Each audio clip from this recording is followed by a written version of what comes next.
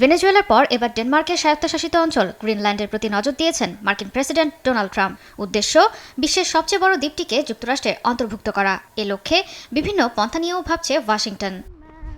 অধিগ্রহণের জন্য সম্ভাবনা আছে সামরিক শক্তি ব্যবহার করার তথ্যটি নিশ্চিত করেছে হোয়াইট হাউস। তবে মার্কিন পররাষ্ট্রমন্ত্রী মার্কো রুবিও জানান, আক্রমণের বদলে গ্রিনল্যান্ড কেনার পরিকল্পনা করছে ট্রাম্প প্রশাসন। ইতোমধ্যেই যুক্তরাষ্ট্রের একটি সামরিক ঘাঁটি আছে গ্রিনল্যান্ডে।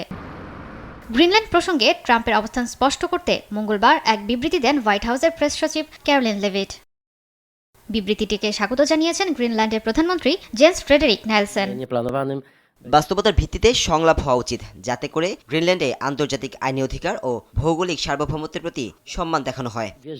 গ্রিনল্যান্ডের প্রতি কোনো আক্রমণ হলে ন্যাটোর জন্য তা অশুভ সংকেত বয়ে আনবে বলে জানান ডেনমার্কের প্রধানমন্ত্রী মেটে ফ্রেডরিকসেন। গ্রিনল্যান্ডের পাশে দাঁড়িয়েছে ইউরোপের 6টি দেশ। জানানো হয়, অঞ্চলটির ব্যাপারে চূড়ান্ত সিদ্ধান্ত নেওয়ার অধিকার শুধুমাত্র গ্রিনল্যান্ডের নাগরিক ও ডেনমার্কের। অধিকাংশ নাগরিকই ডেনমার্ক থেকে স্বাধীনতার পক্ষে হলেও যুক্তরাষ্ট্রের অংশ হওয়ার তীব্র বিরোধী। মূলত গ্রিনল্যান্ড ভূখণ্ডে যুক্তরাষ্ট্রের কৌশলগত অবস্থান নিশ্চিত করতে চাইছেন ট্রাম্প। ভূখণ্ডটিকে ঘিরে রাশিয়া ও চীনের আগ্রহও যুক্তরাষ্ট্রকে নতুন করে ভাবাচ্ছে।